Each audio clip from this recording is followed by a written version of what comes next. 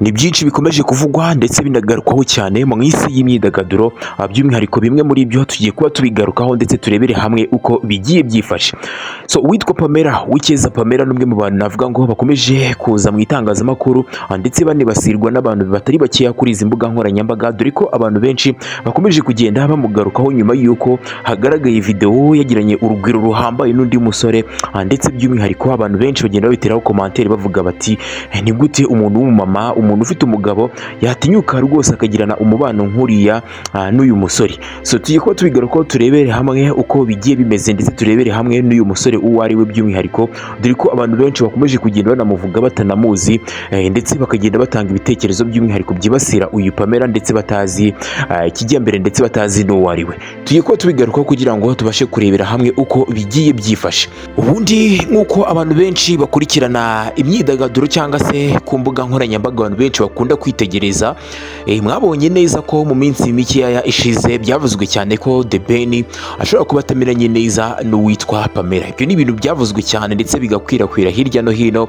ndetse biza guhomera ku murari ubwo twabonaga wa musore witwa Ashton Hall azana mu gihugu cy'u Rwanda ndetse akagirana ibihe byiza n'uwitwa The Ben, akaza no kumujyana iwe mu rugo. Ariko mu kugera mu rugo witwa Pamela ntabwo yari ahari, yari yagiye mu rugendo. Kujya mu rugendo rero ni ibintu bisanzwe, kuko aba ari ugushakisha ubuzima, kuko n'uwitwa The Ben nawe ajya agira gutya akagenda.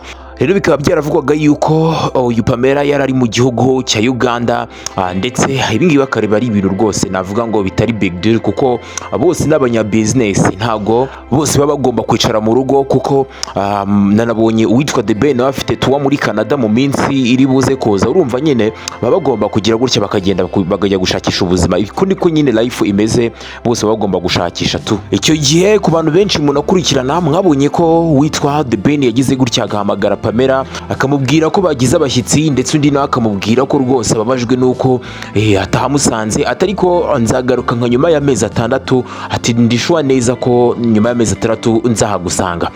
Ariko icyaje gutungurana na nyuma yaho ni ukuntu uwitwa Pamela yagize gutya agasema amafoto yose kuri Instagram ahagaragaramo The Ben, ndetse ibingibi byababaje abantu benshi, bakomeza kugenda babisakuza bavuga bati nyamara hari ikintu kitameze neza muri rugo, bishobora kuba rwose bitifashe neza, kuko abantu benshi bakunda iyi couple babajwe n'ukuntu Pamela nyine yasize umwana akajya muri business mu mahanga, ndetse nyuma bakaza kubona yasibye amafoto ari kumwe n'uwitwa The Ben. Aho ngaho abantu benshi baratangira bakibaza byinshi, kuko buriya ngo na n'induru ivugira ubusa ku musozi nta n'uwamenya. Kuri uyu munsi wa none rero ishyano ryaje gucika umurizo, ubwo uyu Pamela yagaragaraga none hari kumwe n'undi musore ubona rwose bagiranye urugwiro ruhambaye. Abantu bakibaza bati ni gute umuntu washatse, umuntu ufite umugabo n'umwana ashobora kwifata kuriya imbere y'umusore kabisa utari umugabo we? Abantu bakibaza bati se yaba ari musaza we? Kuko murabyibuka na hambere byigeze kuvugwa cyane ubwo uyu Pamela yagaragaraga ari mu kirori ari kubyinana n'umusore, ndetse ubona byacitse. Abantu nabo babigira nyine birebire cyane, baravuga bati uyu musore uri kubyinana na Pamela ninde? Ariko nyuma byaje kugaragara ko ari musaza we, ndetse abantu benshi barigaya abantu kuko bari babigize nyine birebire. Gusa ibyo byaje kurangira. Uyu munsi rero mu rukerera witwa Pamela ubwe ku giti cye yishe yaringiye video kuri Instagram story yiwe, ubwo yari kwifuriza umwe mu basore b'inshuti ye isabukuru nziza y'amavuko, ndetse iyo video yashyize hanze wabonaga ko kabisa bari bafitanye umubano udasanzwe, bari guhoberana, nyine ubona ko bafitanye chemistry ihambaye yo ku rwego rwo hejuru. Ndetse abantu benshi bakomeje kugenda babigarukaho babihuzahuza n'utuntu tw'uko uwitwa Pamela atari hano mu gihugu cy'u Rwanda, akavuga bati se uyu musore bahuriye mu gihugu cya Ghana aho Pamela ari.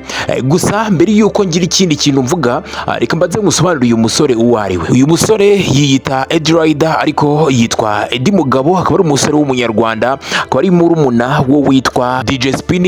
Uyu DJ Spin akaba yarakoze n'igitaramo gikomeye cyane hano mu minsi ishize, akaba ari famiye y'abanyamafaranga. N'ejo bundi aza hano mu Rwanda mwarabibonye ko yaje mu ndege y'igikoko. Rero uyu murumuna we akaba ari inshuti ikomeye cyane y'umuryango wa The Ben. Rero bikaba bivugwa yuko bahuriye muri Uganda na Pamela mu minsi ishize, akaba ariho n'iriya video yafatiwe. wiwe. By'umwihariko ikindi mukwiye kumumenyaho nuko uyu Eddie Rider nawe afite umugore.